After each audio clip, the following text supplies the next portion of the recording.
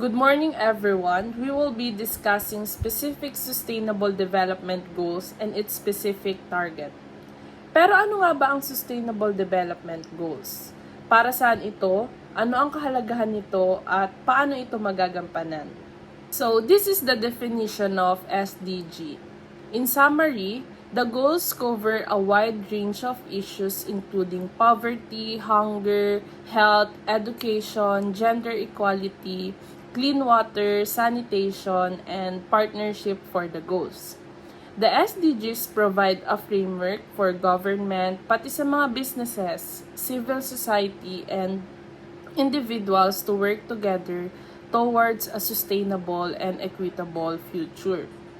Achieving the SDGs requires a collaboration at local, national, and international levels to address social, economic, and environmental issues. In this discussion, we will be focusing on Sustainable Development Goals number 13, 14, and 15. These goals focus on the environment and climate change. They call for urgent action to combat climate change and its impact, to protect and restore, and to promote sustainable use of terrestrial ecosystem. So, the SDGs are important as global framework that unites effort to address interconnected challenges, promoting comprehensive development that balances economic, social, and environmental dimensions. So, they provide a roadmap for sustainable practices. Second, reducing inequality. And last, fostering international cooperation to ensure a just and equitable future for all. It also emphasizes measurable targets, encouraging accountability and long-term planning toward a resilient and sustainable world by 2030. There are many ways that you can do to help achieve the SDGs, such as reducing your carbon footprint, conserving water and energy, recycling and composting, eating less meat, supporting sustainable businesses, and getting involved in your community. Sustainable Development Goal 13 is one of the 17 global goals established by the United Nations as part of the 2030 Agenda for Sustainable Development.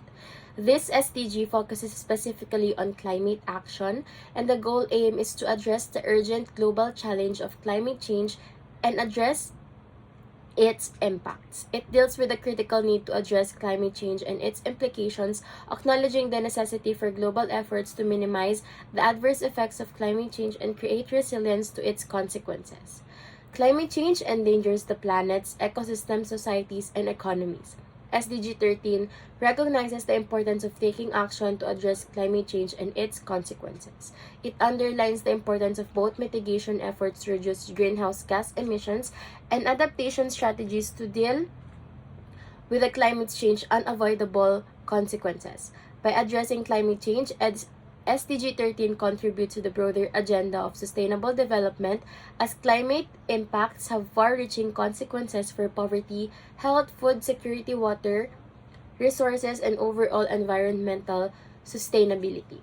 The chosen target is a Target 13.3, which is to improve education, awareness raising, and human and institutional capacity on climate change mitigation, adaptation, impact reduction, and early warning. So this means that this involves educational initiatives to inform people about the causes and consequences of climate change, as well as the necessary actions to mitigate its effects and adapt to a changing climate. Additionally, the target emphasizes strengthening the capacity of institutions to effectively respond to climate-related challenges, ensuring a more informed and resilient global community in the face of climate change. The indicator is the 13.3.1, which is the extent to which global citizenship, education, and education for sustainable development are mainstream in the national education policies, curricula, teacher education, and student assessment. SDG 13 is closely linked to other sustainable development goals. For instance, it intersects with the goals related to clean energy, which is the SDG 7, sustainable cities and communities, which is the SDG 11, and life below water, which is the SDG 14, and life on land, which is the SDG 15. Additionally, climate action is recognized as an enabler for achieving multiple other SDGs. The tourism and travel industry can play a crucial role in achieving the target 13.3 of the SDG 13 by actively contributing to the improvement of education awareness and capacity building on climate change mitigation, adaptation, impact reduction, and early warning. First is the educational initiatives for tourists. Create and promote a climate change teaching materials for tourists, including information on local environmental concerns, conservation activities, and environmentally friendly habits, and integrate climate-related informations into travel guides, brochures, and online platforms to raise awareness among tourists about the environmental impacts of their activities. Second is training for tourism professionals. Implement training programs for tourism professionals, including the tour guides, travel agents, and hospitality staff, to enhance their understanding of climate change issues and sustainable tourism practices, and encourage industry stakeholders to participate in workshops and seminars. Focus on climate change mitigation and adaptation, equipping them with the knowledge to promote sustainable tourism.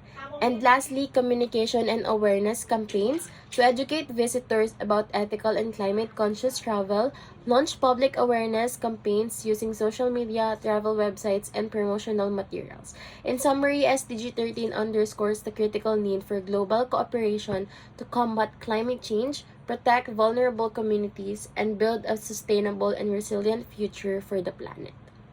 So, the number 14 in the SDG is life below water. Its primary goal is conserve and sustainably use the ocean, seas, and marine resources for sustainable development, meaning it faces the challenges and the threats of the marine ecosystem. This emphasizes the importance of taking action to ensure the health and sustainability of life below water. SDG 14's main target is to prevent and significantly reduce marine pollution of all kinds, particularly from land-based activities including marine debris and nutrient pollution. Firstly, prevention implements policies, regulations, and practices that aim to minimize or eliminate the sources of pollution. Then significant reduction of the existing pollution levels and the need for tangible progress toward cleaner and healthier oceans. Lastly, all kinds of marine pollution addresses a broad spectrum of marine pollution, acknowledging that various types of pollutants can have detrimental effects on marine. Sustainable Development Goal 15 focuses on protecting, restoring, and promoting the sustainable use of terrestrial ecosystems, managing forests sustainably, halting and reversing land degradation, combating desertification, and halting biodiversity loss. The tourism and travel industry can play a crucial role in contributing to the achievement of these targets through various practices and initiatives. Target 15.4 by 2030 ensure the conservation of mountain ecosystems, their biodiversity, in order to enhance their capacity to provide benefits that are essential for sustainable development. 15.4.1 Coverage by protected areas of important sites for mountain biodiversity. 15.4.2 Mountain Green Cover Index. The first one is promotion of sustainable tourism practices. The promotion of sustainable tourism practices involves encouraging behaviors and initiatives within the tourism industry that prioritize environmental conservation, social responsibility, and economic viability.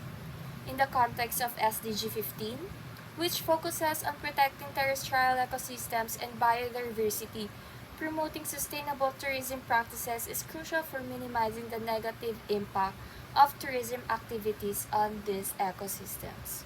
The second one is conservation and restoration projects. Conservation and restoration projects involve efforts to protect and revitalize natural environments, contributing to the overall health and sustainability of terrestrial ecosystems. In the context of tourism and travel industry, supporting such projects aligns with the goals of SDG 15, which aims to protect, restore, and promote the sustainable use of terrestrial ecosystems. And the last one is education awareness programs.